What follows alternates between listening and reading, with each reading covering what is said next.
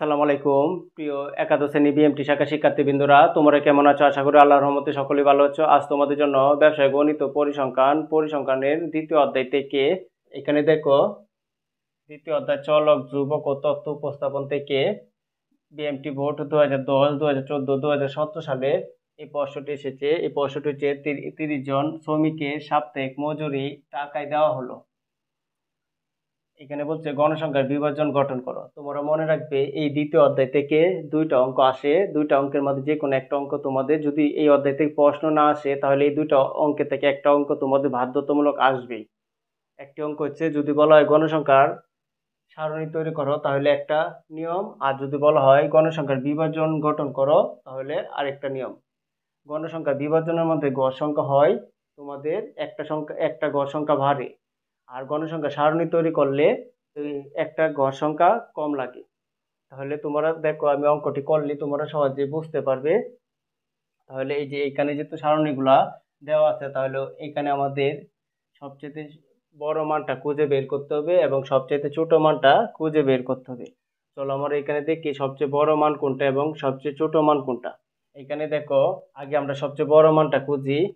এখানে সবচেয়ে বড় মান হচ্ছে এই যে 98। এখানে সবচেয়ে বড় মান হচ্ছে 98। তাহলে এখানে আমরা লিখে নিব, এখানে সর্বোচ্চ সর্বোচ্চ মান, এখানে সবচেয়ে বড় মানটা কত আমরা পেলাম 98। এখানে সবচেয়ে বড় মানটা আমরা আগে লিখে নিব, তারপর সবচেয়ে ছোট মানটা আমরা খুঁজে বের করব। এখানে সবচেয়ে ছোট মান হচ্ছে যে 51। তাহলে এখানে আমরা লিখব সর্বনিম্ন মান 51। তোমরা মনে রাখবে এভাবে সারণী যদি দেওয়া থাকে তাহলে এখান থেকে সর্বোচ্চ মানটা এবং সর্বনিম্ন মানটা খুঁজে বের করবে, তারপর এটাকে পরিসর বের করতে হবে। এখানে দেখো, তোমাদের ডাকের মধ্যে কিন্তু উল্লেখ নেই যে শ্রেণীর ব্যবধানটা কত। যেহেতু শ্রেণীর ব্যবধানটা উল্লেখ নেই তাহলে তোমরা ধরে নিতে হবে। তোমরা ভালো করে মনে রাখবে, যদি শ্রেণীর ব্যবধান দেওয়া থাকে তাহলে এটা ধরতে হয় না, আর যদি দেওয়া না থাকে তাহলে অবশ্যই শ্রেণীর ব্যবধানটা আমাদের ধরে নিতে হবে। তাহলে এখানে দেখো, আমরা একটু যদি পার্থক্য করি, আমরা আগে পরিসরটা বের করি। সুতরাং পরিসর পরিসরের সূত্রটা হচ্ছে, আগে লিখতে হবে সর্বোচ্চ মান মানে সবচেয়ে বড় মানটা, তারপরে একটা বিয়োগ চিহ্ন দিয়া সবচেয়ে ছোট মানটা লিখতে হবে। সবচেয়ে ছোট মানটা হচ্ছে 51, তারপর ব্র্যাকেট দিয়া তারপর +1 দিতে হবে। এটা হচ্ছে পরিসরের সূত্র, সর্বোচ্চ মান মাইনাস সর্বনিম্ন মান +1। তারপর আমরা যদি এটা বিয়োগ করি, এখানে দেখো 98 থেকে যদি আমরা 51 বিয়োগ করি, 8 থেকে 1 চলে গেলে হবে 7, তারপরে 9 থেকে 5 চলে গেলে হবে 4, 47, আর এই যে 1 যোগ করব তাহলে আমরা ফলটা পাবো 48। এখানে আমরা পরিসরটা পাইলাম 48। তোমাদের যদি শ্রেণীর ব্যবধান দেওয়া থাকতো তাই এখানে উল্লেখ থাকতো 5 শ্রেণীর ব্যবধান অথবা 10 শ্রেণীর ব্যবধান।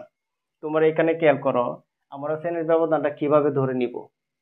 যদি তোমাদের মানটা খুব বেশি থাকে তাহলে তুমি 10 শ্রেণী অথবা 15 শ্রেণী ধরে নিবে, আর যদি মানটা কম থাকে তাহলে 5 শ্রেণী ধরে নিবে। তাহলে এখানে দেখো 48, যদি 48কে আমরা 5 দ্বারা ভাগ করি,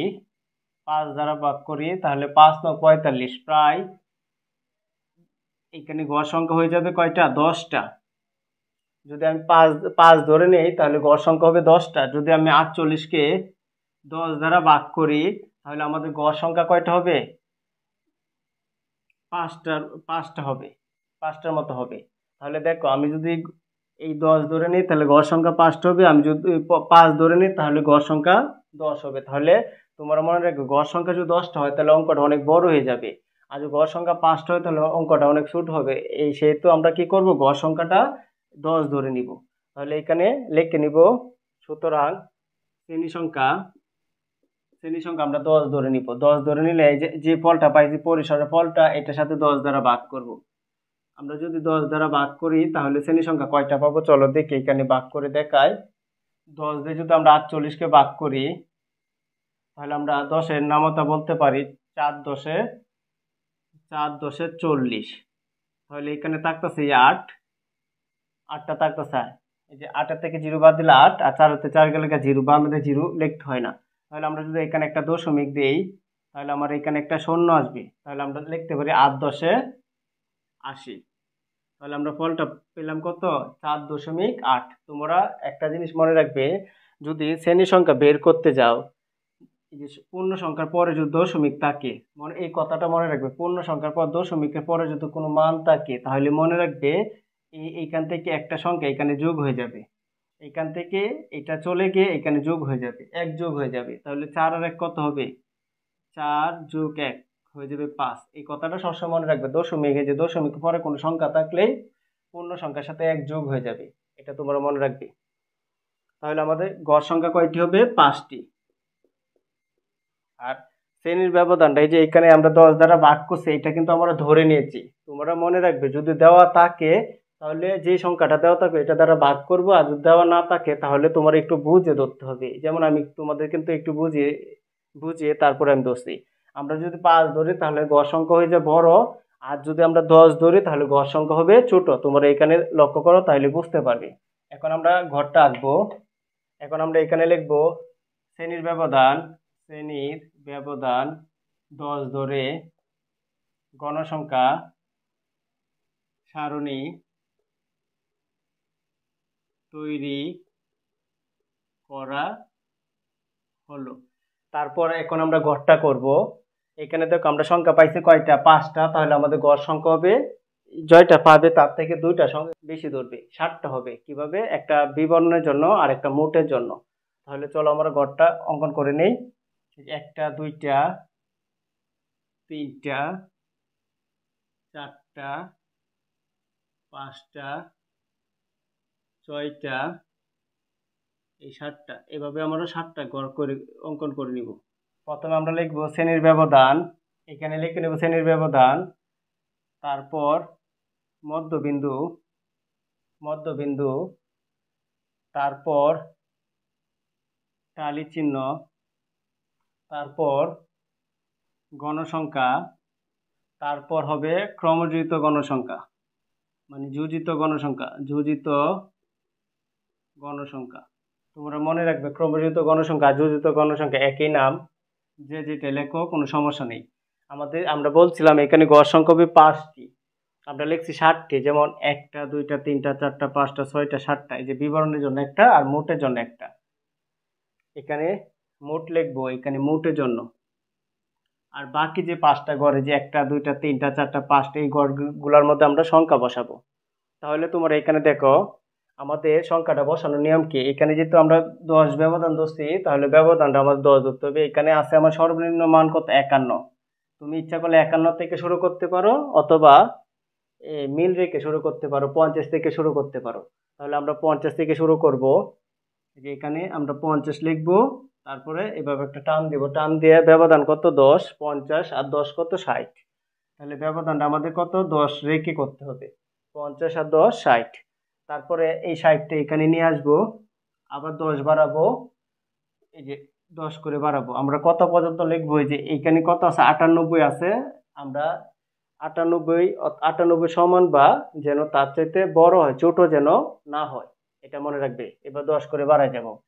তাহলে এই 70টা এখানে এসে পড়বে। তারপর 70 থেকে কত? আরো 10 বাড়াবো, 80। তারপরে এই 80টা এখানে এসে পড়বে। 80 থেকে আরো 10 বাড়াবো, তাহলে কত হবে? 90। 90টা এখানে এসে পড়বে। 90 থেকে আরো 10 বাড়াবো, তাহলে কত হবে? 100। আমি কি বলছিলাম? 98 সমান বা 98 থেকে বড় যেন হয়, ছোট যেন না হয়। আর তোমরা একটা জিনিস মনে রাখবে, তুমি ইচ্ছা করলে এই 51 থেকে শুরু করতে পারো, অথবা 50 থেকে শুরু করতে পারো। এখানে কিন্তু শ্রেণী 2 ধরনের হয়, একটা হচ্ছে অন্তর্ভুক্ত আর একটা হচ্ছে বহির্ভুক্ত। আমরা যে শ্রেণীটা করছি এটা হচ্ছে বহির্ভুক্ত শ্রেণী। তোমরা এটা মনে রাখবে, তুমি অন্তর্ভুক্ত করলে একটা এই জায়গার মধ্যে, যে এইখানে দেখো এই শ্রেণীটা এখানে এসে বসছে, তাহলে এখানে কত? এই 60টা কিন্তু এখানে এসে বসছে, তাহলে এখানে 60 আমরা ধরতে পারবো না, তাহলে 59 পর্যন্ত ধরতে হবে। আর অন্তর্ভুক্ত শ্রেণী করলে এখানে তো 60টা এখানে 51 হয়ে যাবে, তাহলে এই 60টা ধরা যাবে। এই কথাটা খুবই সাবধানতার সাথে মেনে চলবা, না হলে কিন্তু তোমাদের অঙ্ক ভুল হওয়ার সম্ভাবনা থাকবে। এখন এখানে মধ্যবিন্দু বাইর করতে হবে। মধ্যবিন্দু বাইর করার নিয়ম কি? 50 আর 60 যোগ করব। এই যে 50 যোগ 60, আমরা যোগ করলে কত পাবো? যোগ করলে পাবো 110। 110কে আমরা 2 দ্বারা ভাগ করব। 2 দ্বারা ভাগ করলে আমরা পাবো 55। 110কে যদি আমরা 2 দ্বারা ভাগ করি তাহলে পাবো 55। তো মধ্যবিন্দু বাইর করার নিয়ম হচ্ছে এই দুইটা সংখ্যা যোগ করে 2 দিয়ে ভাগ করবে, তাহলে ফলটা পাবে যে 55। তারপর তোমাদের একটা টেকনিক শিখিয়ে দেই, পরে যত ব্যবধান ধরছো এই যে এখানে ব্যবধান কত 10 করে, প্রত্যেকটা সংখ্যার সাথে 10 করে যোগ করবে। তো 50 55 আর 10 কত 65, পরে খালি ব্যবধান করে ব্যবধান যত তত করে যোগ করে যাবে। আমাদের ব্যবধান কত 10, 10 দ্বারা যোগ করে যাব। 65 আর 10 কত 75, আবার 75 আর 10 কত 85, 85 আর 10 কত 95। আশা করি তোমরা মধ্যবিন্দুটা কি বাইর করছি বুঝতে পারছো। প্রথমে এই দুইটা সংখ্যা যোগ করব, যোগ করার পর যে ফলটা আসবে এটাকে 2 দ্বারা ভাগ করব, তাহলে আমরা 55 পাবো। পরে যেহেতু আমরা ব্যবধান ধরছি 10, এই যে এখানে ব্যবধান 10 ধরে নিছি, তাহলে প্রত্যেকটার সাথে 10 দ্বারা যোগ করে যাব। 55 সাথে 10 যোগ করলে 65, 65 সাথে 10 যোগ করলে 75, 75 সাথে 10 যোগ করলে 85, 85 সাথে 10 যোগ করলে 95। এখন আমাদের যে কাজটা করতে হবে, তোমার এখানে দেখো আমরা কিন্তু এখানে 50 থেকে 60, ব্যবধানটা কত 50 থেকে 60, কিন্তু এই 60টা কিন্তু এখানে নাই, এই 60টা কিন্তু এখানে আইসে বসে, তাহলে এখানে 59 পর্যন্ত ধরতে হবে। তাহলে আমাদের ধরতে হবে 50 থেকে 59 পর্যন্ত। 50 থেকে 59 পর্যন্ত আমাদের এখানে দেখতে হবে কয়টা সংখ্যা আছে, ওইটা আমরা টালি চিহ্ন দিব। তাহলে চলো আমরা খুঁজি 50 থেকে 59 এর ভিতর কয়টা সংখ্যা আছে। 50 থেকে 59 এর ভিতরে যে আমাদের 52 আছে একটা, তারপরে যে 59 দুইটা, এই যে 51 তিনটা, তারপরে এই যে 55 চারটা, তারপর এই যে 58 পাঁচটা, পাঁচটা আমাদের এখানে পাঁচটা আছে, তাহলে আমরা এই পাঁচটা টালি চিহ্ন দিব, যে একটা দুইটা তিনটা চারটা আর এভাবে একটা টান দিব, তাহলে পাঁচটা হবে। এখানে আমরা গণসংখ্যা 5 লিখবো। আশা করি তোমরা কিভাবে প্রথম মানটা বের করছি এটা বুঝতে পারছো। তারপর এখানে বলছে এই যে 60 থেকে 70, কিন্তু 70টা তো এইখানে এসে পড়ছে, তাহলে আমরা কত ধরবো 60 থেকে 69 পর্যন্ত। এখানে আমরা ধরতে হবে 60 থেকে 69 পর্যন্ত, এই যে 60 থেকে 69 পর্যন্ত, এর ভিতরে 70 ধরা যাবে না। তাহলে 60 থেকে 69, এই যে 64 একটা, 60 দুইটা, তারপর এই যে 63 তিনটা, 68 চারটা, চারটা, 65 পাঁচটা, তারপর আবার 65 ছয়টা, এখানে আমরা পাইছি ছয়টা, এখানে ছয়টা টালি চিহ্ন দিব, যে একটা দুইটা তিনটা চারটা, এই যে পাঁচটা আর একটা ছয়টা, এখানে লিখবো ছয়। আশা করি এই টালি চিহ্নটা কিভাবে বের করছি এটা বুঝতে পারছো। তারপর আমরা দেখব এখানে দেখো 70 থেকে 80 পর্যন্ত, কিন্তু 80টা তো এখানে এসে বসে, তাহলে আমরা 79 পর্যন্ত ধরতে হবে। 70 থেকে আমাদের 79 পর্যন্ত ধরতে হবে। তাহলে 70 থেকে 79 পর্যন্ত দেখবো কয়টা আছে। 70, এই যে একটা, তারপরে এই যে দুইটা, এই যে তিনটা, তিনটা, চারটা, এই যে পাঁচটা, পাঁচটা, এই যে 79 পাঁচটা, ছয়টা, এই যে 75 ছয়টা, ষাটটা, ষাটটা, এই যে এই ষাট আটটা, নয়টা, 10টা, আমাদের 79 পর্যন্ত ধরতে হবে। এখানে আমরা পাইছি 10টা, এখানে 10টা টালি চিহ্ন দিব, একটা দুইটা তিনটা চারটা, এবার পাঁচটা, আবার একটা দুইটা তিনটা চারটা, এই যে একটা পাঁচটা, তাহলে আমাদের এখানে হবে 10। আশা করি এটা বুঝতে পারছো। তারপরে এখানে দেখো 80 থেকে 90 পর্যন্ত, তাহলে আমাদের লিখতে হবে 80 থেকে আমাদের 89 পর্যন্ত ধরতে হবে। 80 থেকে 89, কারণ এই 90টা এখানে এসে পড়ছে, তাহলে এখানে এক কম ধরতে হবে।